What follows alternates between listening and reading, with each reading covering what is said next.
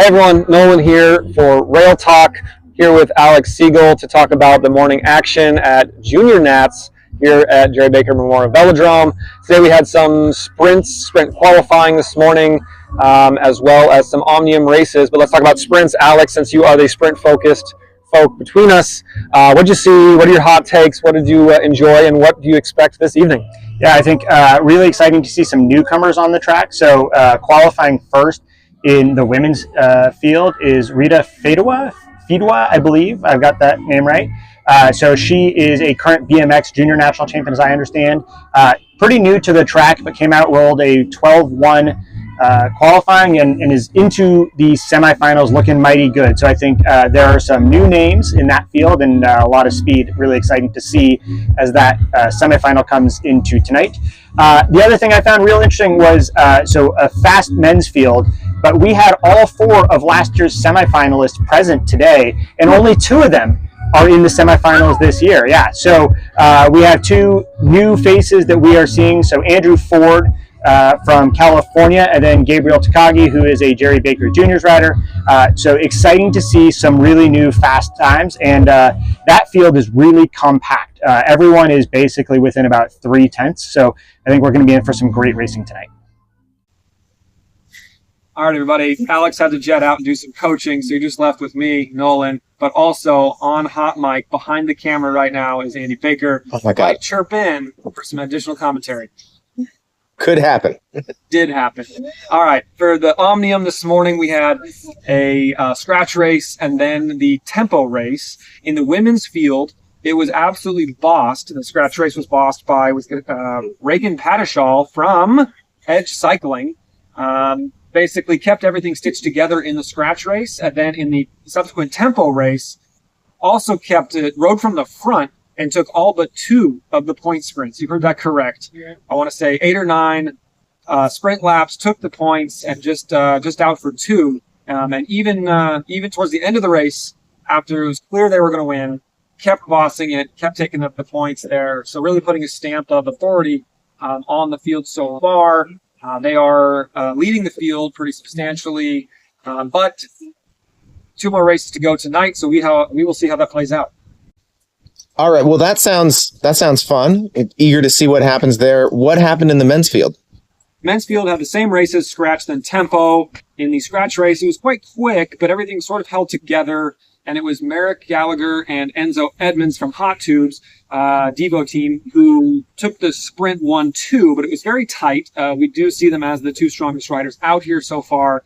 In the subsequent tempo race, different dynamics. There were some splits early on. Merrick and Enzo sort of spent more time looking at themselves and let the field go up the road a bit. Lots of points snapped up off the front.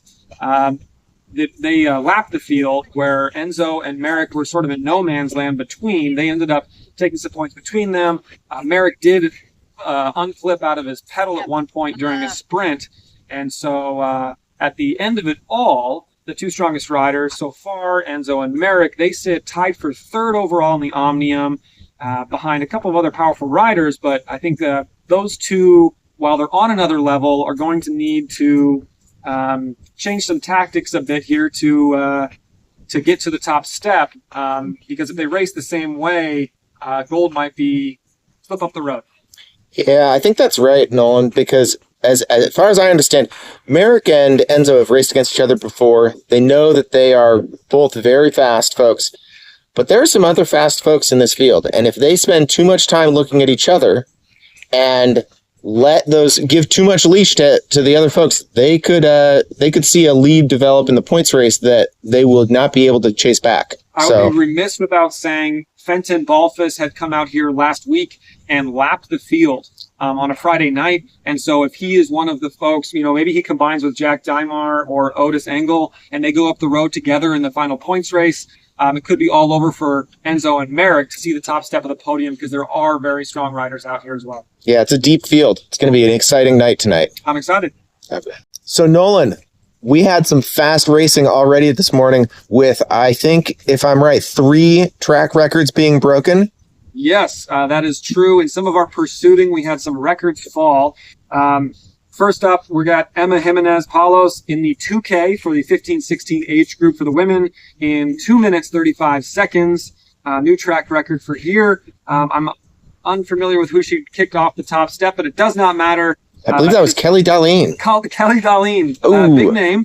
So it's a big shoes to fill, but Emma taking home the record. And then also, this would be a local fan favorite, JC Pyle, took home the 200-meter record in the 17-18 age range with a 10.968. You heard that right. Sub 11 for a junior. That puts him in rarefied air. That's probably like a top 5 time from the past 4 years out here, seemingly. Very fast. Very, very impressive time. And with that fastest qualifying time, he got to sit out the morning session with a bye, and it's been toasty. And it's going to be interesting to see how much of an advantage, besides the prestige of the track record, that buys him in the rest of the tournament this evening. As fatigued as I am, and having not been on a bike, I can only assume that him being able to rest his legs from the rest of the day so far will benefit him greatly, but we shall see here in a few minutes. Also, the top record to fall, an American record fell today in the 15-16 age group for the 3K pursuit. That would be Cassius Adamski, 3 minutes, 36 seconds, 0.191. Substantially fast. I think took the record by 3 or 4 seconds, if I'm not mistaken. So congratulations to Cassius for the new American record. He looked very smooth out there. Total control, very, very aero. It was an impressive ride. All aero, all the gear, and all the fitness. That combines for an American record. Yeah.